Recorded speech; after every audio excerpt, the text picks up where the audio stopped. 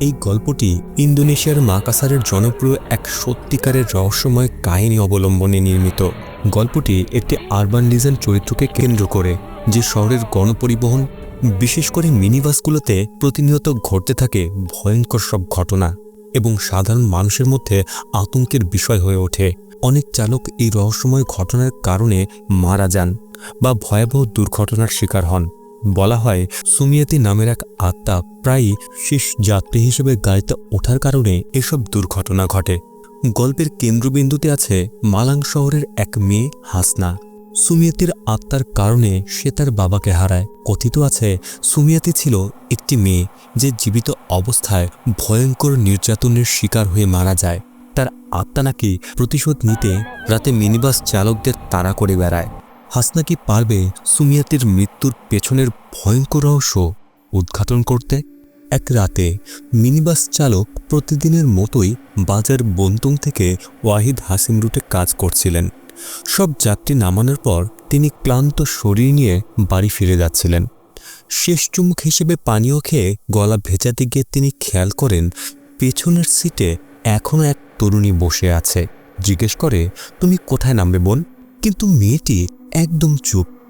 বারবার জিজ্ঞেস করেও কোনো উত্তর না পেয়ে চালক বিরক্ত হয়ে ভাবলেন তাকে রাস্তায় নামিয়ে দেবেন। কিন্তু হঠাৎ করে সেই মেয়েটির চোখের পলকে উধাও হয়ে যায়। ভয়ে চালক গাড়ির গতি বাড়িয়ে দেন। হঠাৎ জানালার সামনে সাদা এক ছায়া দেখা যায়। পেছনে তাকিয়ে তিনি বুঝতে পারেন অদ্ভুত সেই যাত্রী আবার ফিরে এসেছে। আতঙ্কে তিনি গাড়ির নিয়ন্ত্রণ হারান। ভয়াবহ দুর্ঘটনায় তার দেহ রক্তাক্ত অবস্থায় গাড়ির সামনে আটকে যায়, আর তিনি সেখানেই মারা যান। এই ঘটনার পর মিনিবাস চালকদের মধ্যে সুমিয়াতের আত্মার গুজব খুব দ্রুত ছড়িয়ে পড়ে। অনেকেই রাতে আর বাড়ি ফিরতে সাহস পায় না, কেননা তারা ভয় পাচ্ছিল যদি শেষ যাত্রী হয় সেই অশরীরে আত্মা। এইভাবে শুরু হয় গল্পটি। চালকের দুর্ঘটনার খবর দ্রুতই মানুষের দৃষ্টি আকর্ষণ করে এবং সংবাদে পরিণত হয়। পুলিশ একে সাধারণ দুর্ঘটনা বলে ধরে নেয়। মদ্যপান অবস্থায় গাড়ি চালানোর ফল বলে মনে করে তারা। কিন্তু সাধারণ মানুষ বিশ্বাস করে এটা ছিল কোনো এক শয়তানি আত্মার প্রভাব, যে প্রতিনিয়ত প্রাণ বলি হিসেবে নিচ্ছে। টিভিতে সেই খবর দেখে হতভম্ব হয়ে যায় হাসনা। দারিদ্র্যের কারণে সে উচ্চশিক্ষিত হতে পারেনি। এসএসসি পাশের পর সে ডেং শামসুলের খাবারের দোকানে কাজ শুরু করে। সেদিন রাতে কাজ শেষ করে সে হেঁটেই বাড়ি ফিরছিল। শহরের ভয়াবহ গুজবে তোয়াক্কা করে না সে। ডেং শামসুল তাকে দোকানেই থেকে যেতে বলেন, কিন্তু হাসনা রাজি হয় না। রাস্তায় হাঁটার সময় হাসনা বুঝতে পারে কিছু একটা যেন তাকে অনুসরণ করছে। পেছনে তাকালে কিছুই দেখা যায় না। আবার হাঁটতে শুরু করলে তার পায়ের শব্দ যেন দ্বিগুণ হয়ে ওঠে। আবার ফিরে তাকায়, তবুও কিছুই নেই। হঠাৎ দেখা যায় রাতের অন্ধকারে একটি মিনিবাস দাঁড়িয়ে আছে। গাড়ির চালক ছিলেন হাসনার বাবার বন্ধু দায়েং কাহার। তিনি হাসনাকে বিনা ভাড়ায় বাড়ি পৌঁছে দিতে চান। গাড়িতে ওঠার আগে হাসনা ভেতরে তাকিয়ে দেখে এক রহস্যময় মেয়ে একা বসে আছে। সে গিয়ে চালকের পাশে বসে। দীর্ঘ পথ পাড়ি দিতে দিতে হাসনা ঘুমিয়ে পড়ে। ঘুমের মধ্যে সে এক ভয়াবহ স্বপ্ন দেখে। নিজেকে রক্তাক্ত অবস্থায় এক এমার্জেন্সি রুমে দেখতে পায়। চিৎকার করে সে জেগে ওঠে। চালক ভয় পেয়ে যায়। হাসনা মাঝের আয়নায় তাকিয়ে দেখে সেই রহস্যময় মেয়েটি এখনও কোনায় বসে আছে। ঝুলে থাকা লম্বা চুলে মুখ ঢাকা, ভয়ঙ্কর এক মেয়ের মূর্তি। ভাগ্যক্রমে তারা নিরাপদে বাড়ি পৌঁছায়, আর সে আত্মা অদৃশ্য হয়ে যায়। দায়েং কাহার গাড়ির চাবি হাসনার হাতে দিয়ে বলেন যেন তার বাবার কাছে পৌঁছে দেয়। হাসনা বাড়িতে ঢোকার পর আবারও অনুভব করে কেউ যেন তাকে অনুসরণ করছে। হঠাৎ সে দেখে তার বাবা জুফরি তার সামনে দাঁড়িয়ে, হাতে খালি মদের বোতল, শরীর টলমলো। হাসনা রেগে যায়, বাবাকে মদ্যপান করতে বারণ করে। জুফরি অজুহাত দিয়ে বলে শরীরে ঠান্ডা লেগেছে বলে নাকি মদ খেয়েছে সে। হাসনার ঘরে গিয়ে গোসল করে বিশ্রাম নিতে চায়, কিন্তু তার মাথা থেকে সরছেই না সেই রক্তাক্ত স্বপ্ন আর ভয়ঙ্কর সেই আত্মাটির মুখ। তার মন ক্রমে অশান্ত হয়ে ওঠে। মেয়েটি বিছানার ওপর শরীর এলিয়ে দেয়। ঠিক তখনই আবার দেখা যায় সুমিয়াতির ভয়ঙ্কর আত্মায়, যে তার মাথার কাছে দাঁড়িয়ে স্থিরভাবে তাকেই দেখছিল। পরদিন সকালে কাহার ব্যস্ত হয়ে পড়ে মিনিবাস ধোয়ায়। হঠাৎ সে দেখে শেষ যাত্রীদের সিটে টাটকা রক্তের দাগ। পরিষ্কার করতে গিয়েই সে অবাক, কেননা দাগটা নিজে থেকেই মিলিয়ে যায়। ঠিক তখনই কাহার তীব্র পচা গন্ধ টের পায়। সে বুঝতেই পারেনি যে সুমিয়ার আত্মা তখন ড্রাইভারের সিটের পাশেই বসে আছে। ভয়ে কাহার তাড়াহুড়ো করে গাড়ির ভেতরটা পরিষ্কার করে দ্রুত নেমে পড়ে। কিছুক্ষণ পর জুফরি খুব পরিপাটি পোশাকে কাহারের কাছে আসে। হাসনাও বাবার পিছু নেয়, কারণ বাবার শরীর এখনও ভালো না, সর্দি জ্বরে ভুগছে। জুফরি জেদ ধরে কাজে যাওয়ার কথা বলে, তার নাকি কাজ করলে শরীর আরও চাঙ্গা হবে। হাসনা বলে, আজ বিশ্রাম নাও বাবা, কাজে যেও না। কিন্তু জুফরি রাজি হয় না। কাহার তখন রক্তের দাগ আর বাজে গন্ধের কথা জুফরিকে বলে। জুফরি তাকে সান্ত্বনা দিয়ে জানায়, গতকাল এক বাজারের দোকানি মুরগির মাংস নিয়ে উঠেছিল, রক্তটা নিশ্চয়ই সেখান থেকেই পড়েছে। হাসতে হাসতে সে আরও বলে, যদি আত্মাই থাকতো তাহলে কাহারের ভয়ঙ্কর মুখ দেখেই পালিয়ে যেত। সবাই হেসে ওঠে। গাড়ির দরজা বন্ধ করার পর হাসনাও বাবার সঙ্গে মিনিবাসে ওঠে ডেং শামসুলের দোকানে যাওয়ার জন্য। কাহার ইতিমধ্যে সেখানে কন্ডাক্টর হিসেবে কাজ করছে। এক নির্জন রাস্তা দিয়ে যাওয়ার সময় তারা দেখতে পায় দুটি গাছের মাঝে পুলিশ লাইন টাঙানো। ওটাই ছিল সেই জায়গা যেখানে দেং নাম্বু নামের এক অটোচালক দুর্ঘটনায় মারা গিয়েছিল। তখনই হাসনার মনে পড়ে টিভিতে খবর দেখার সময় কেন সে চোখ ফেরাতে পারছিল না। হাসনা বলে, দেং নাম্বু ঘটনাস্থলে মারা যায়, হাসপাতালে নেওয়ার সুযোগই হয়নি। লোকজন এখন সেখানে ফুল ছিটিয়ে দেয় তার আত্মাকে শান্ত করার জন্য। জুফরি মেয়েকে সাবধান করে ফেরার পথে যেন ওই জায়গা এড়িয়ে চলে, না হলে দুর্ঘটনার জায়গাটা আত্মাদের জায়গায় পরিণত হবে, আর তাতে আরও অশরীরী শক্তি টেনে আনবে। কথা বলতে বলতে কাহার লক্ষ্য করে জুফরির গলা ভারী, শরীর ভালো নেই, মাঝে মাঝে কাশি দিচ্ছে। এর মধ্যে আবার মিনিবাসের ভেতরে শেষ সিটে রক্তের দাগ দেখা যায়। কাহার চুপচাপ বসে থাকে, দেখে দাগটা আবার নিজে থেকে মিলিয়ে গেছে। এরই মধ্যে ডেং শামসুলের দোকানে পৌঁছে হাসনা বাবাকে আগে নাস্তা করতে বলে। কাহারও রাজি হয়। হাসনা রান্নাঘরে চলে যায় সাহায্য করতে। টাকা না থাকায় তাদের নাস্তার বিল দোকানের খাতায় বাকি হিসেবে লেখা হয়। এদিকে কয়েকজন মিনিবাস চালক ও কন্ডাক্টর আগেই এসে নাস্তা করছিল। তারা সবাই দেং নাম্বুর মৃত্যুর কথা নিয়ে আলোচনা করছিল, যা তারা স্বাভাবিক মনে করছে না। কাহার জিজ্ঞেস করে দুর্ঘটনার বিস্তারিত। এক কন্ডাক্টর বলে, সেদিন গভীর রাতে নাম্বু একাই গাড়ি চালাচ্ছিল। বাঘটা ঠিক মতো দেখতে না পেয়ে সে গাছের সঙ্গে ধাক্কা খায়। এত জোরে আঘাত লাগে যে তার মাথার সামনের কাঁচ ভেঙে বেরিয়ে আসে। সামনের কাঁচ পুরো রক্তে ভরে যায়, আর সে ঘটনাস্থলেই মারা যায়। নাম্বুর মৃত্যুর পর আশেপাশের লোকজন এক মেয়ের আত্মার ছায়া দেখতে পায়, যে নাকি মিনিবাসের পেছনের সিটে বসে থাকে। অনেকে বলে দুর্ঘটনার গাছটার পাশ দিয়ে গেলে গাড়ি হঠাৎ বন্ধ হয়ে যায়, যদিও ইঞ্জিনে কোনো সমস্যা থাকে না। এমনকি কয়েকদিন পরেও ওই জায়গা থেকে কাঁচা রক্তের গন্ধ পাওয়া যায়। দেমুচুক বলে জায়গাটা আগেও ভুতুড়ে হিসেবে পরিচিত ছিল। তার ওপর আবার শেষ সিটে বসা সেই মেয়ের আত্মার আতঙ্ক সবাইকে আরও ভয় পাইয়ে দিচ্ছে। জুফরি এসব কিছুতে বিশ্বাস করে না। সে বলে, দেং নাম্বর ঘটনা পুরোপুরি মানুষের ভুল, এর সঙ্গে আত্মার কোনো সম্পর্ক নেই। তার মতে হয়তো নাম্বু ব্রেক ঠিকমতো পরীক্ষাই করেনি, তাই ব্রেক ফেল হয়ে গেছে। দেঙুচুক জানায়, দুর্ঘটনার আগের রাতে নাম্বু তাদের দোকানে খেতে এসেছিল। তখন তার শরীর থেকে তীব্র মদের গন্ধ পাওয়া যাচ্ছিল, কারণ সে মদ্যপান করতে খুবই ভালোবাসত। এসব কথায় নাম্বুর মৃত্যু নিয়ে বিভিন্ন ধরনের গুজব ছড়িয়ে পড়ে। খাওয়া শেষ হলে অনেক চালকে কাজ না করে বিশ্রাম নিতে চলে যায়। তারা বলে গায়ে নষ্ট, তাই আজ বেরোবে না। আসলে তারা সবাই বিশ্বাস করে মেয়েটির আত্মার অভিশাপ সত্যি, তাই সাময়িকভাবে কাজ ছেড়ে দিতে চায়। জুফরি এসব কথা মানে না। সে কাহারকে নিয়ে গাড়ি চালাতে বেরিয়ে পড়ে। অন্যদিকে হাসনার দোকানে একা একা টেবিল মুছছিল। সে খেয়াল করে সুরতি আজ আসেনি। পরে জানতে পারে সে এক বিয়ের দাওয়াতে গেছে। একাই কাজ করতে করতে হাসনা আনমনা হয়ে পড়ে।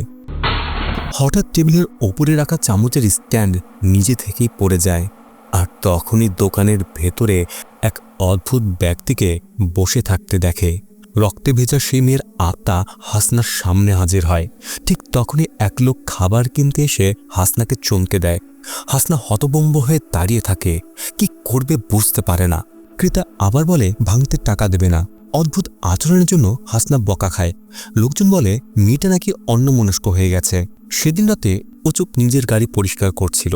যাত্রীদের লাইটটা বারবার নিভে যাচ্ছিল, মেরামত করলেই আবার নষ্ট হয়ে যায়। সে খেয়ালই করেনি সেই মেয়ের আত্মা তখন গাড়ির শেষ সিটে মাথা নিচু করে বসে আছে। হঠাৎ তার বুক ধকধক করে ওঠে। খারাপ কিছুর আশঙ্কা সে বুঝতে পারে। ঠিক তখনই সে লাইট ঠিক করতে ঝুঁকলে আত্মার হাত এসে তার দু চোখ চেপে ধরে। ভয়ে উচুক দৌড়ে গাড়ি নিয়ে বাড়ির দিকে ছুটে যায়। একই সময়ে হাসনাও দোকান বন্ধ করে বাড়ি ফেরার প্রস্তুতি নিচ্ছিল। আয়নায় চুল ঠিক করতে গিয়ে সে দেখে পেছন দিয়ে একটি ছায়া চলে গেল। ভয়ে সে মুখ ফিরিয়ে নেয়, কিন্তু আয়নায় সে ছায়া ঠিকই রয়ে যায়। হাসনা দৌড়ে সামনে গিয়ে দেং শামসুলকে বিদায় জানায়। আজ তাকে দেরি করে কাজ করতে হয়েছে, আর তাই সে হেঁটেই বাড়ির পথে রওনা দেয়। রাস্তায় বাতির আলোয় সে আত্মার ছায়া দেখতে পায়। অন্যদিকে দেং উচুংয়ের গাড়ির রেডিও হঠাৎ বন্ধ হয়ে যায়। সেই মেয়ের আত্মা তার চুলের ফাঁক দিয়ে উকি দেয়। চোখ দুটো খুবই ভয়ঙ্কর। উচুক নিজেকে শক্ত রাখতে চায়, কিন্তু হঠাৎ কানে ভেসে আসে, তোমাকে মরতেই হবে। সে ভয়ে গাড়ির গতি বাড়িয়ে দেয়। ঠিক তখন সে দেখে সুমিয়াতির আত্মা গাছের ডালে পা ঝুলিয়ে দাঁড়িয়ে আছে। হঠাৎ সে রাস্তায় হাঁটতে থাকা হাসনাকে দেখতে পায়, কিন্তু তার চোখে হাসনা কখনো ভয়ঙ্কর আত্মা, আবার কখনো স্বাভাবিক মানুষ হয়ে ধরা দেয়। ভয়ে কাঁপতে কাঁপতে উচুক চিৎকার করে জানতে চায়, তুমি কে? হাসনা হতবাক হয়ে দাঁড়িয়ে থাকে। বাবার বন্ধুর এমন অবস্থা দেখে সে কিছুই বুঝতে পারে না। হাসনা গাড়ির কাছে এগিয়ে যায় এবং সামনের সিটে বসে দেখে একটা খালি মদের বোতল পড়ে আছে। সে ভয় পেয়ে যায়। উচুক যদি বেশি মাতাল হয় তাহলে তো নিরাপদে বাড়ি ফিরতে পারবে না। উচুক আশ্বস্ত করে বলে সে ঠিকই গাড়ি চালাতে পারবে, কিন্তু কিছুক্ষণ পরেই সে বেপরোয়া গতিতে চালাতে শুরু করে। দিক বদলাতে থাকে এলোমেলোভাবে। হাসনার ভয় আরও বেড়ে যায়। হঠাৎ গাড়ির ব্রেক কাজ করা বন্ধ করে দেয়। যদিও একটু আগেও সব ঠিক ছিল। উচুক দিশেহারা হয়ে পড়ে এবং বাধ্য হয়ে রাস্তার মাঝখানে দাঁড়িয়ে থাকা আত্মাকে ধাক্কা দেয়। আত্মাটি পেছন দিক থেকে উচুকের গলা চেপে ধরে, আর মিনিবাস ছুটে গিয়ে সেই বড় গাছের সঙ্গে ধাক্কা খায়, যেটার চারপাশে এখনও পুলিশ লাইন বাঁধা ছিল। ভয়াবহ দুর্ঘটনায় দেঙুচুক মারা যায়। হাসনা গুরুতর আহত হলেও জ্ঞান হারায় না। সে সঙ্গে সঙ্গে অ্যাম্বুলেন্সকে ফোন করে সাহায্য চায়। উচুককে জরুরি বিভাগে নেওয়া হয়। হাসনা বাইরে বসে থাকে, আর দুর্ঘটনার আগের ভয়ঙ্কর মুহূর্তগুলো মনে পড়ে তার। সে স্পষ্ট দেখেছিল কিভাবে সে আত্মাটি পেছন দিক থেকে উচুকের গলা চেপে ধরেছিল। হাসনা যখন হাসপাতালের করিডোরে শোকে ভেঙে পড়ে, তখনই আবার সেই আত্মা দেখা দেয়, যে পা টেনে টেনে হাঁটছে খোঁড়াতে খোঁড়াতে। ঠিক তখনই জুফরি ছুটে আসে এবং মেয়েকে বাড়ি নিয়ে যায়, যেন সে শান্তিতে বিশ্রাম নিতে পারে। রাত গভীর হলেও জুফরি ঘুমোয় না, বরং মদ খেতে থাকে। হাসনা বারবার এই অভ্যাস দেখে ভীষণ রাগ করে। জুফরি অজুহাত দেয় ঘুম আসে না, শরীর গরম রাখার জন্য নাকি এটি খাচ্ছে। হাসনা কাঁদতে কাঁদতে বলে উচুক অ্যাক্সিডেন্ট করেছে এই মদ খেয়েই গাড়ি চালানোর কারণে। সে বাবাকে অনুরোধ করে আর কখনো যেন এই হারাম জিনিস না খায়। মায়ের কথা মনে পড়ে হাসনা আরও ভেঙে পড়ে। সে বাবাকেই দোষ দেয় মায়ের মৃত্যুর জন্য। তখনই সে বুঝতে পারে মা কেন বাবার মদ্যপান পছন্দ করতেন না। সবে ছিল বাবার ভালোর জন্য। জুফরি কেঁদে ফেলে এবং মেয়ের কাছে ক্ষমা চায়। সে স্বীকার করে নিজের কারণে তাদের জীবনে এত কষ্ট এসেছে। হাসনা কাঁদতে কাঁদতে বাবার হাত থেকে মদের বোতল ছুঁড়ে ফেলে দেয়। জুফরি মেয়েকে জড়িয়ে ধরে শান্ত করতে চায়। হাসনা বলে, মা তো আর নেই, আমি আর কাউকে হারাতে চাই না। তুমি কথা দাও আর কখনো মদ খাবে না। জুফরি শপথ করে আর কখনো এই হারাম জিনিস ছোবে না, যেন সে মেয়েকে নিয়ে সুখে থাকতে পারে। অন্যদিকে দেং উচুককে শেষ মুহূর্তে বাঁচানো যায়। সে জরুরি বিভাগে জ্ঞান ফিরে পায়। চোখ খুলতেই সে চিৎকার করে ওঠে, ভয়ে আর যন্ত্রণায় কাতরাতে থাকে, কারণ তখনও সেই সুমিয়াতের আত্মা হাসপাতালের ছাদের ওপর বসে তাকেই দেখছিল। নির্দয় সেই দানব আবার তার গলা চেপে ধরে। শেষ পর্যন্ত উচুক মারা যায়। এদিকে ঘরে ঘুমিয়ে থাকা হাসনাকে দেখা যায় সে পরিবারের ছবিটা বুকে জড়িয়ে ধরে আছে। ঠিক তখনই সুমিয়াতির আত্মা আবার হাজির হয়। ঝুলন্ত পা নিয়ে হাসনার শরীরের ঠিক অপরে দাঁড়িয়ে। সেই আত্মা হাসনার শরীরে ভর করে এবং অতীতের ভয়ঙ্কর সত্যটা তাকে দেখায়।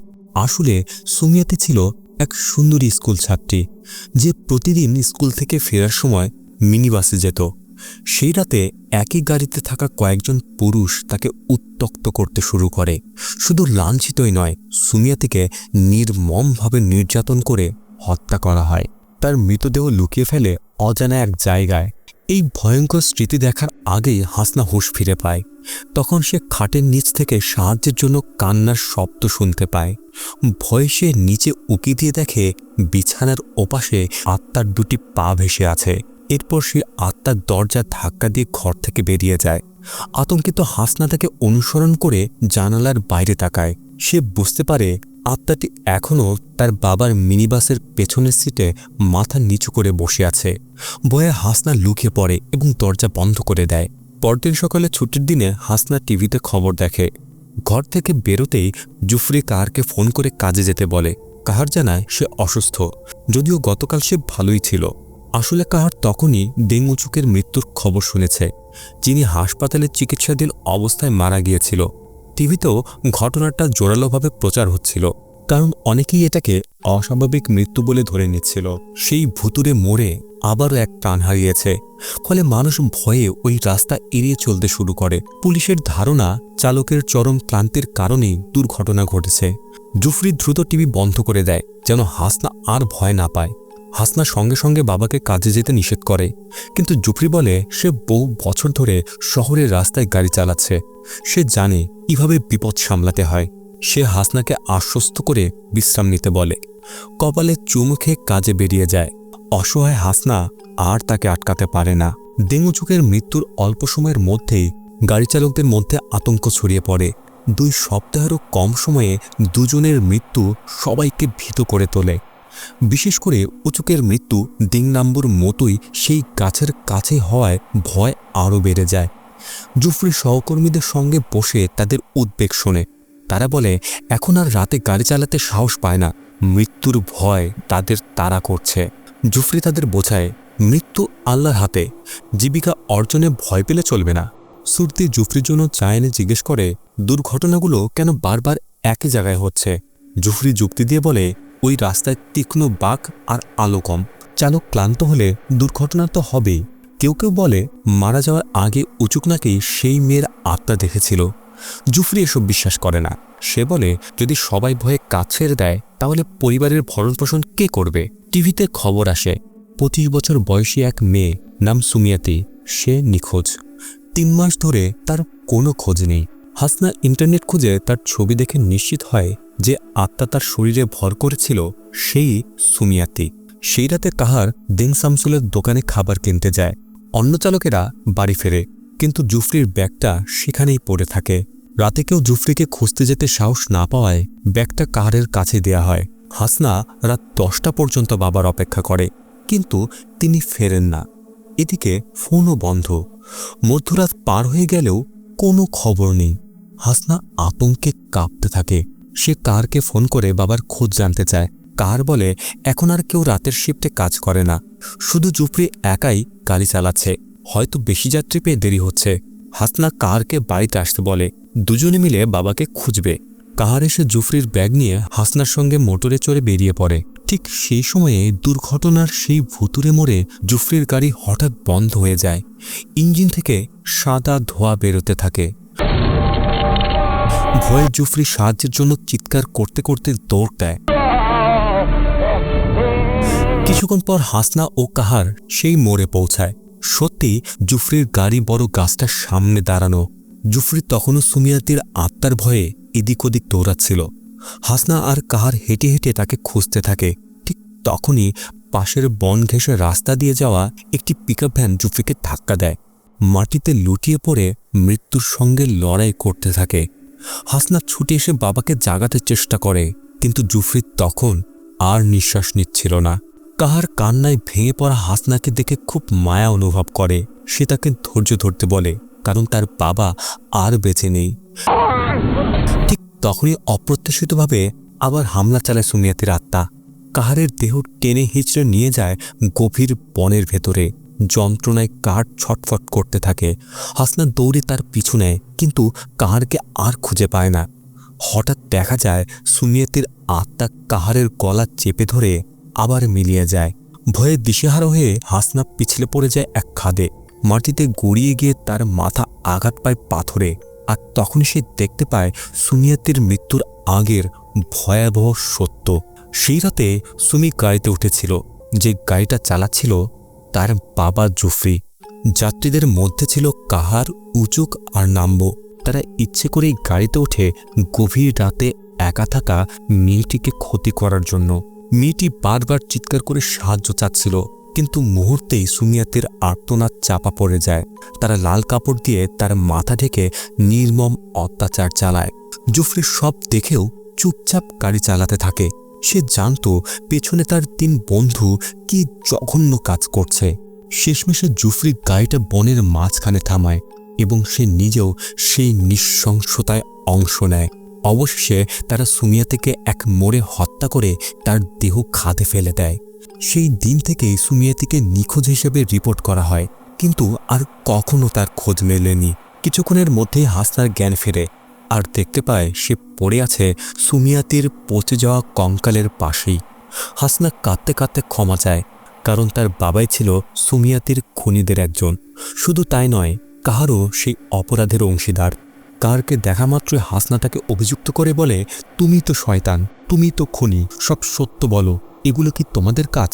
হাসনা বারবার প্রতিবাদ করায় কাহার রেগে গিয়ে বন্ধুর মেয়েটাকে গলা চেপে ধরতে চায়, কিন্তু হাসনা শেষ শক্তিটুকু দিয়ে তার দুর্বল জায়গায় আঘাত করে পালিয়ে যায়। কাহার তাকে তাড়া করে। হাসনা বনের ভেতরে বড় এক গাছের শেকড়ের আড়ালে লুকায়। কাহার চিৎকার করে বলে, সব দোষ তোর বাবার।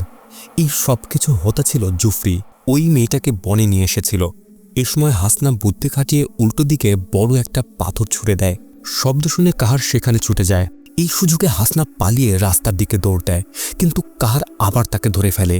সে নিজের পরা শার্ট দিয়ে হাসনার গলা পেঁচিয়ে ধরতে চায়, তাকে মেরে ফেলার জন্য, কেননা হাসনা বেঁচে থাকলে এই সত্য সকলেই জেনে যাবে। হঠাৎ কাহারের চোখ আকাশের দিকে স্থির হয়ে যায়। সে বিস্ময়ে গলা ছেড়ে দেয়, কারণ তার মাথার ওপরেই ভেসে উঠেছে সুমিয়াতির প্রতিশোধ পরায়ণ আত্মা। সেই আত্মা কাহারের দেহ শূন্যে তুলে নেয় এবং গলা চেপে ধরে। চোখের সামনেই কাহারের মৃত্যু হয়। সব অপরাধীর বিচার শেষ করে সুমিয়াতির আত্মা মুহূর্তেই মিলিয়ে যায়। স্থানীয় লোকদের খবর পেয়ে মেডিকেলের টিম এসে হাসনাকে উদ্ধার করে। জুফরি আর কাহারের লাশও তোলা হয়। হাসনা উদ্ধারকারীদের দেখিয়ে দেয় কোথায় পড়ে আছে সুমিয়াতির কঙ্কাল। 3টি দেহই সরানোর পর হাসনাকে অ্যাম্বুলেন্সে তোলা হয়।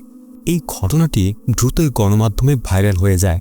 মিনিবাস চালকদের পরপর রহস্যময় মৃত্যু শহর জুড়ে আলোচনার বিষয় হয়ে ওঠে।